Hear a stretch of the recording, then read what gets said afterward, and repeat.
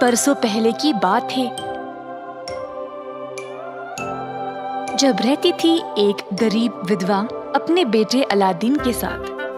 पर माँ अपने बेटे अलादीन से बहुत प्यार करती थी और उसके लिए हमेशा सबसे अच्छा चाहती थी। एक बार उनके यहाँ आया एक अजनबी।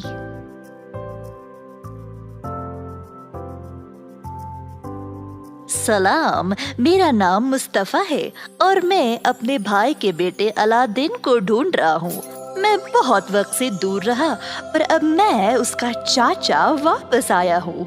मैं अलादीन को अपने साथ काम पे लेना चाहता हूँ ताकि वह ईमानदारी की कमाई कमा सके। अलादीन को इस इंसान पर शक हुआ।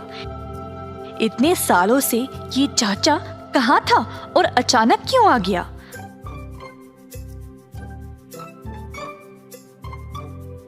पर अलादीन की माँ ये सुनकर बहुत खुश हो गई थी और उसको काम पे जाने दे दिया। दोनों ने बहुत दूर की यात्रा की। 1-2 दिन तक रेगिस्तान में चलते रहे, जब अंत में दोनों एक गुफा के पास आ पहुंचे तो उसने अलादीन को अंदर जाने को कहा।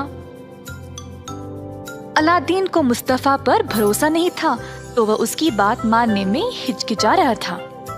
पर मुस्तफा ने बोला कि गुफा के अंदर बहुत सारे रत्न और सोना है। अलादीन को अपनी माँ का याद आया कि वह कितने गरीब थे। अगर उसको वो खजाना मिल जाता है तो उनकी सारी परेशानी ही खत्म हो जाती। फिक्र करने की कोई जरूरत नहीं, तुम्हें जितना खजाना चाहिए उठा ले सकते हो।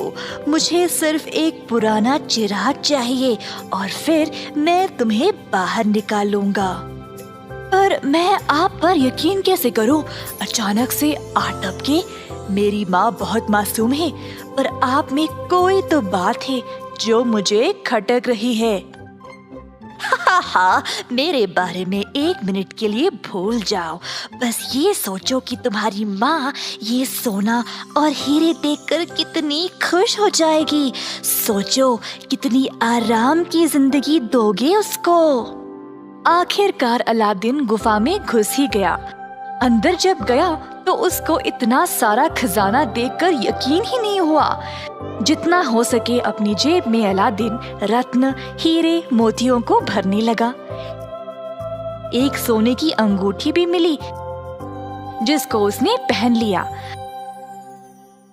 अचानक बाहर से मुस्तफा बोला,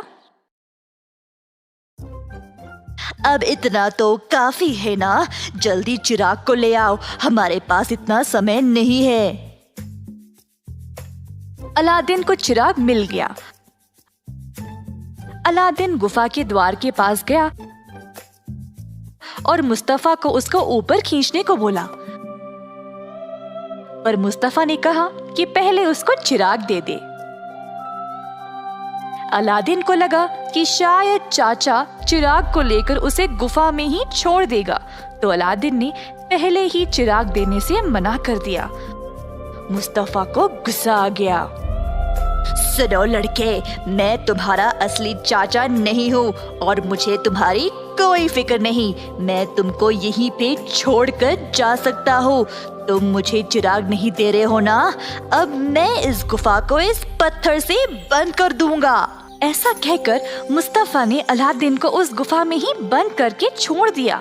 अलादीन अंधेरे में बैठकर रोने लगा। सब इस बकवास चिराग की वजह से। ये तो सोने का भी नहीं है और काम भी नहीं करता। अलादीन ने चिराग को थोड़ा सा रगड़ा और अचानक से चिराग से नीले रंग का धुआं निकला और उसके आगे खड़ा हुआ एक जिन। मालिक, मैं आपकी 3 ख्वाहिशें पूरी करूंगा, पर सोच समझ के बोलिएगा। अलादीन हैरान रह गया और उसने तुरंत बोला, अब मुझे घर ले जाओ। और एक क्षण में अलादीन अपने घर पर था, अपनी माँ के आगे, जो अपने बेटे को अचानक से प्रकट होते देखकर बेहोश होने को थी। अलादीन ने अपनी माँ को सब बताया मुस्तफा के बारे में।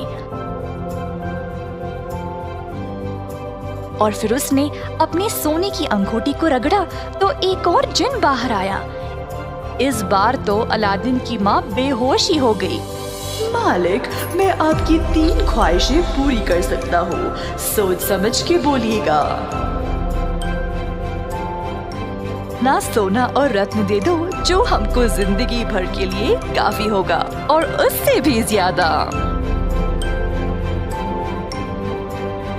अलादीन का पुराना घर गायब हो गया और उसकी जगह में आ गया एक बड़ा सा बंगला। दोनों खुशी से रहने लगे। एक दिन जब वह शहर में घूम रहा था, अलादीन ने एक बहुत ही खूबसूरत लड़की को देखा। उसको पहली नजर में ही उससे प्यार हो गया। वो थी सुल्तान की बेटी राजकुमारी यास्मीन। यास्मीन सबसे सुंदर।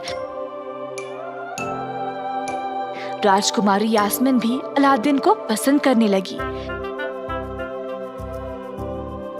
कुछ दिन बाद अलादीन गया महल सुल्तान से मिलने। मैं आपकी बेटी से शादी करना चाहता हूँ। अलादीन ने ऐसा बोला जैसे वो खुद ही सुल्तान था।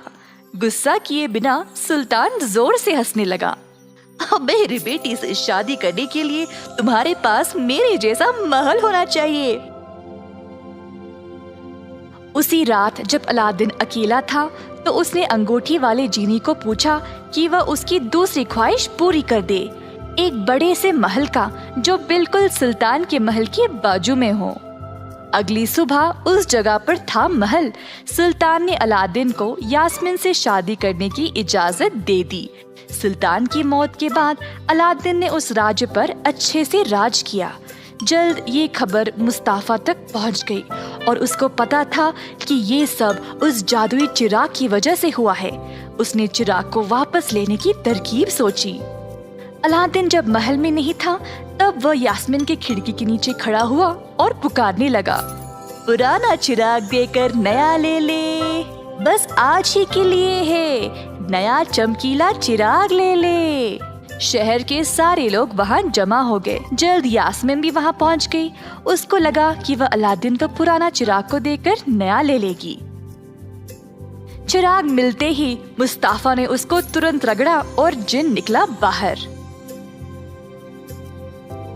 मालिक, मैं आपकी 3 ख्वाहिश पूरी कर सकता हूँ, सोच समझ के फरमाइएगा।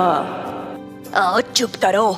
मैं चाहता हूँ कि तुम मुझे, यास्मीन और इस महल को जितना दूर हो सके उतना दूर ले जाओ ताकि अलादीन हमें ढूंढ ना पाए। जब अलादीन वापस आया तो उसने अपने महल और यास्मीन को गायब पाया। उसने 3 दिन और 3 रात तक ढूंढा पर यास्मीन कहीं नहीं मिली। अलादीन ने अपनी अंगूठी को परेशानी में रगड़ा तो निकल आया जिन। उसने जिन से कहा कि वह उसको यास्मीन के पास ले जाए। तुरंत उसने अपने आप को यास्मीन के पास पाया। मेरे प्यारे अलादीन, मुझे पता था कि तुम मुझे ढूंढ लोगे। दोनों और सोचा कि अब वह मुस्तफा से छुटकारा कैसे पाए। अलादीन महल में कहीं छुप गया और यास्मीन गई मुस्तफा के पास। मुझे नहीं लगता अब अलादीन कभी मुझे ढूंढ पाएगा, तो मैं अब आपकी बीवी बनना चाहती हूँ। मुस्तफा ने उस पर यकीन कर लिया। उसको लगा कि ये उसकी जिंदगी का सबसे खुशी का दिन था और सारी रात जश्न मनाया कि वह थक कर सो गया। यास्मीन ने तुरंत चिराग को लिया और अलादीन के पास भाग चली। उन्होंने चिराग को रगड़ा और आया बाहर जीनी। जीनी को बोला कि वह उनको और महल को वापस अपनी जगह पर ले जाए। जल्द वह अपने शहर में वापस आ गए। अलादीन ने यास्मीन और अपनी माँ के साथ आराम और खुशी की जिंदगी